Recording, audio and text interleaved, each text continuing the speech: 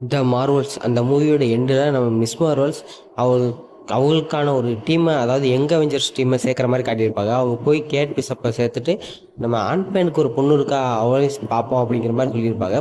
இது வந்து முழுக்க முழுக்க யங் அவெஞ்சரை ஃபேஸ் பண்ணி போகிறதுக்கான ஒரு இதுதான்.